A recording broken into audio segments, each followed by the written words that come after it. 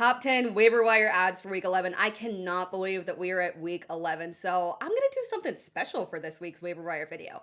In addition to my top 10 waiver wire list, I am giving you guys an additional list of handcuffs that you need to target on waivers. This way you get your starters and streaming options plus your high upside bench stashes. So stick around to the end for the handcuffs portion, but let's go ahead and dive right into the top 10. Tez Johnson is ridiculously under rostered at this point. If he is on waivers, you need to add him immediately and trust him. We are still waiting on that elusive timeline for Bucky Irving, but the Bucks did provide a timeline for Chris Godwin late November, early December for his timeline there.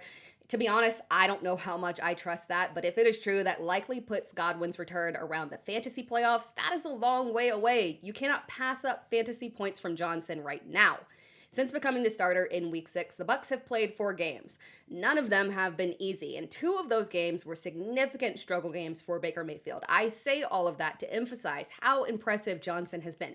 He's had between 9 and 20 fantasy points in every game since becoming a starter, plus 4 touchdowns over that span. Emeka Egbuka is the wide receiver 1, no question on that, but Baker Mayfield is a high-volume quarterback, and Johnson is the clear wide receiver 1. He is a must roster and a solid weekly flex option in upcoming high-volume matchups. If Godwin doesn't return for the fantasy playoffs, Johnson's playoff schedule includes Atlanta, Carolina, and Miami. Atlanta is tougher on wide receiver 1s. That benefits Tez Johnson. Carolina's defense has fallen apart, and Miami has been a positive wide receiver matchup. Johnson has very real rest of season potential here. If you are hesitating in any way, shape, or form to add Parker Washington, you need to stop, drop someone, and add him immediately. The Jags said Travis Hunter's injury was not long-term, but they did not specifically say that he would be back once he is eligible to return from IR. Brian Thomas Jr. is dealing with a high ankle sprain, and let's be honest, he had been struggling significantly prior to that injury. And outside of one good game against Seattle, he has failed to operate as the wide receiver 1 this season. Parker Washington had a solid day in a very difficult matchup. Houston is arguably one of the toughest defenses overall in the league. So while 3 receptions on 7 targets for 33 yards and a touchdown might not seem like a very fantasy relevant production, plus he did get that return touchdown as well, that was awesome, it was really excellent work against a team like Houston. In fact, it is the best performance that we have seen from a wide receiver against Houston since Week 7 by Jackson Smith and Jigba. We did see solid involvement from Jacoby Myers, but the key here is that there was very little involvement for De'Ami Brown and no production from the tight end position. This offense could easily run through Travis Etienne and Parker Washington plus Jacoby Myers there for multiple weeks here. In Week 11, the Jags face the Chargers. Obviously, this is a bad matchup, but after that, they've got Arizona and Tennessee, followed by an Indianapolis defense that has been fairly generous recently, and a Jets defense that has been gutted. Washington is a solid flex play. Go ahead and put your claim in for Jacoby Brissett. I know it doesn't feel great, but the reality is he's given us 4 straight QB1 performances. The fact that he has lost 3 of those games doesn't really matter to us. The garbage time production doesn't really matter to us. The turnovers doesn't really matter to us. As long as he is producing those QB1 numbers, that is all we care about here. And what we really care about is the fact that Kyler Murray was placed on IR. That means Jacoby Brissett is the starter. They are not pivoting to anyone else. This is not a job-losing situation here. And based on the team's timeline, they will likely continue this through the fantasy season. These QB1 performances came against teams like Indianapolis, Green Bay, Dallas, Seattle, so a good mix of matchups here to give us a nice baseline of what to expect from him rest of season.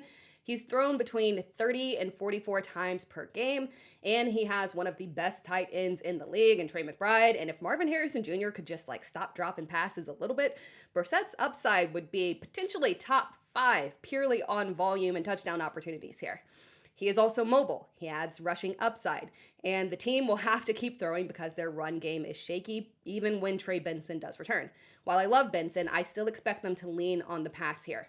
Their remaining schedule is not that bad. I would call it slightly above average. The only matchup that I don't like is Week 15 against Houston, but that Week 17 matchup, championship week matchup against Cincinnati, you cannot ask for a better way to close the fantasy season. We have talked about the Colts receiving core multiple times this week, multiple times this year. Alec Pierce was on the waiver wire list last week. At this point, he has to be rostered. When I discussed Alec Pierce versus Josh Downs, who I love, this week, I noted the floors were very similar and that Pierce, despite having the solid wide receiver 2 status on the team, He also had a higher ceiling, but not by that much. This week, though, Pierce was the only reliable receiver. Tyler Warren obviously had a big day here, but Pierce is thriving on the deep ball. And again, he has the highest ADOT of the team. That is his job. There is no competition there. And Daniel Jones is not afraid to target him deep. And he trusts that when he throws it down there, Alec Pierce is coming down with it. Pierce had 4 receptions on 7 targets for 84 yards and a touchdown. That is now 2 games in a row with 17 and 18 fantasy points. And over the past 4 games, he has scored between 8 and 18 fantasy points. So nice floor. Excellent ceiling. He is the clear wide receiver 2 in this offense. Now, don't go thinking that he is overtaking Michael Pittman. I'm not saying that. Pittman still offers the highest ceiling of this group. But again, there are clear matchups where Shane Steichen, it happens occasionally, he's a highly intelligent coach. If the matchup isn't good for Pittman, he pivots away and it makes the other receivers, particularly Alec Pierce, higher viable options. The Colts offense is thriving despite Daniel Jones' recent struggles. He is throwing for solid volume and supporting multiple receivers. Indianapolis is on a bye week. If they weren't, Pierce would probably be the top waiver wire ad of the week. But given Pierce's recent production, I would absolutely add him and roster him through the bye week because, again, he is on a bye. That means that you can lower your priority in terms of adding him and lean towards the players mentioned previously. But again, he is a must roster. Theo Johnson is rostered in around 40% of leagues. And if he is on waivers and you are looking for a solid weekly streaming option at tight end that you can rely on and you don't have to start pivoting around and trying to strategize, Theo Johnson is that guy. He has carved out a very consistent and prominent role in the Giants offense, and since week 4, he has had 5 double-digit fantasy point performances in 7 games, ranging from 10 fantasy points to 21 fantasy points in PPR. That's actually not just a streaming tight end. That's a flex option, people. Now, the floor can be low. It's been about 5 fantasy points in a couple of matchups here since he became a key part of that offense we were talking about. But here's key. Those 2 low games were both against Philadelphia. That's likely just a bad matchup. So outside of those 2 matchups, his floor has been 10 fantasy points, and over that stretch, he has scored 4 touchdowns. Now, you might be wondering why I start specifically at week 4 when looking at Theo Johnson. That is because week 4 was Jackson Dart's first start. So the correlation is very clear. Johnson's rise aligns with the dates that Jackson Dart became the starter. The only bad news here is that Dart exited the game with a concussion, so week 11 might not be ideal if Russell Wilson is the starter, but good news-ish there. Darius Slayton is dealing with a hamstring injury, so targets could be funneled down to just Theo Johnson and Wan'Dale Robinson. Still, rest of season, Johnson should be an extremely reliable streaming option in his playoff schedule. Washington, Minnesota, and Vegas, it's excellent. He should put up tight end 1 numbers in each of those matchups. Another tight end rostered around 40%. If you're looking for another tight end, Juwan Johnson is excellent. You guys know that I love him. He has been extremely reliable in terms of having a solid floor outside of 3 games this season. There was that weird 3-game stretch during weeks 4 and 6 where he had 5 or fewer fantasy points in each matchup. We were panicked that maybe he was being phased out of the offense and that Taysom Hill was taking over. That was apparently just a small little blip. We are back on track here. Since week 7, Johnson has finished as a tight end 1 in every game. We would like to see more targets, but the past 2 matchups with Tyler Shuck at quarterback have been lower volume, so that's okay. It's been lower volume than what we saw with Spencer Rattler.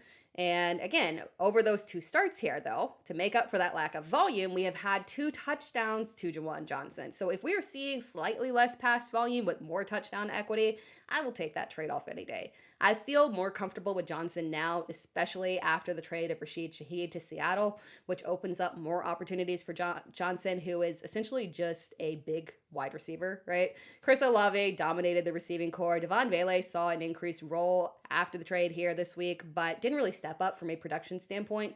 This offense, from a passing perspective, is running through Olave and Johnson. Is it finally time for the Texans rookie receivers to rise up and take over? Maybe. This might be the time. This was a very encouraging performance, particularly from Jayden Higgins. We have seen Higgins step up when Nico Collins was out, but we needed to see him maintain that role alongside Nico Collins, and he did this week. Nico absolutely went off, catching 7 of a whopping 15 targets for over 100 yards. Higgins had 5 receptions on 7 targets for 42 yards and a touchdown, making him the 2nd most productive receiver on the team of the day. Xavier Hutchinson didn't have a single target. Christian Kirk appeared to have a slightly reduced role, and Jalen Noel saw a slight bump up as well. But Higgins is the focus here. Houston pulled out the win and remains competitive, but maybe they're shaking things up to try and refresh this offense and push for a playoff spot. My concern with Higgins was that the Texans had shown a consistent preference for Xavier Hutchinson, but this game might signal a shift here. Higgins looked excellent, and we might be seeing a takeover here. This was an extremely high volume game. Davis Mills threw 45 passes, which would be the second highest total of the season, including CJ Stroud's starts. Temper expectations, since this could be an outlier, but there are very favorable matchups coming up ahead, especially this week against Tennessee. Stroud had a strong performance in their first matchup, assuming he returns this week, and it's not unusual to see rookies break out late season here. Maybe we want to be early on Higgins rather than be late. Also, keep your eye on Jalen Noel. He has looked consistently better than Christian Kirk. I feel like his time is rising. I really didn't want to do this. I cannot believe we were at this point. It doesn't make logical sense. The Raiders are not a competitive team, theoretically. They should be developing their youth and not focusing on Tyler Lockett, but unfortunately, Pete Carroll's loyalty is showing through, and we saw a significant increase in Lockett's usage in Week 10. He had 5 receptions on 6 targets for 44 yards. That's nothing special, but it did come in a difficult matchup against a strong Denver defense. In Week 11, the Raiders faced Dallas, a Dallas defense that has been retooled, though, but we need to see how all of these new pieces mesh together. Technically speaking, Lockett is a streaming option this week. I don't feel great about it, and I don't agree with it, but it is a viable option. The Jacoby Myers trade should have benefited Jack Bech, but he has been non-existent. Trey Tucker is still seeing strong snaps, but has struggled recently. Dante Thornton continues to underwhelm. Ultimately, Brock Bowers is the first read in this offense, even if it didn't show last week. But Lockett could easily become the focal point of this passing game because Pete Carroll clearly trusts Lockett and has unbridled loyalty to him. For 2 weeks in a row now, Emari Demercado was the most productive Cardinals running back. Last week, it was through volume on the ground, and this week, he thrived through big plays and receiving work with 4 carries for 64 yards and 3 receptions for 40 yards. It was not elite production, but there are several reasons why we need to look at Demercado as a waiver wire add this week. We still don't know if Trey Benson will be back this week. We have seen a reduction in Michael Carter's workload. We have seen Bam Knight suffer an ankle injury in this game, and he has been ineffective for weeks now. There is a real possibility that it's just Demercado and Michael Carter, and in this instance, we know Demercado would have the edge in terms of receiving and steadier usage. If Benson does return, it's possible that he won't come back to a full workload, and they will continue to use a committee. And if you want a back on waivers with some upside, some receiving upside, lean towards Demercado. We've been here before. While the first look in Chicago's offense for Caleb Williams can be shaky, it's clearly Rome Odunze at this point, even if it does occasionally come with a 0. DJ Moore came back down to earth as expected and had 0 fantasy points. I didn't expect it to be that bad there, but he also suffered a shoulder injury that kept him in and out of the game. If Moore can't play and misses time for a couple of weeks here, we've got 2 very nice matchups here in week 11 and 12 where Chicago faces Minnesota and Pittsburgh, 2 very pass-friendly defenses. We saw Chicago and Minnesota earlier this season, but their defense has fallen apart since then, and wide receivers have had very strong performances against them. Luther Burden could see an increased role here. His involvement has been inconsistent. Playing behind 3 receivers plus tight ends, it's just not a good deal here, but we know he's talented. We've seen the head coach, Ben Johnson, use him creatively, so if Moore is out, we could see increased snaps and opportunities for Luther Burden. And now it's time for the handcuffs. We are talking specifically here about guys that are less than 50% rostered in leagues, so you can go to waivers and add them. They have to be clear, direct handcuffs that have either shown clear upside or 3-down back capabilities, and they would not have competition if their lead back was to go down, so they would not be forced into a committee, and they're not currently injured. We'll start things off with Tyler Allgeier, perhaps the most elite of the elite handcuffs out there. He offers real standalone value. We've seen it continue to rise here, much to the frustration of Bijan Robinson managers, and he actually gets goal line touches here. If Bijan were to go down, he would be a weekly RB1. Now, Brian Robinson, back-to-back 11-point fantasy performances. He has ascended, and we know this. He was going to be a top-tier handcuff because that run offense is so strong in San Francisco. They're leaning aggressively on the ground game, but now he is offering some potential standalone value here as well as they try to maybe alleviate Christian McCaffrey here. So he is a strong priority add. We also have Blake Corum, very similar to Tyler Allgeier and Bijan Robinson, but the difference here is that he does not get goal line opportunities, unfortunately. He has solid carries, solid yards. We know he is talented here, but he doesn't offer standalone value, so he follows behind those other guys because he lacks the touchdowns. But if Williams were to go down, he is the clear handcuff, a very high-end handcuff. Then we have Ray Davis, no standalone value. Do not be fooled by Tez Johnson's usage. If Cook were to go out, and we've seen this before, bulk of the carries would go to Ray Davis. Johnson is just the change of pace back here. Now, Kenneth Gainwell, I've noticed some comments recently, like last night, that the appearance of Caleb Johnson, they think it's indicating a change in handcuff. No.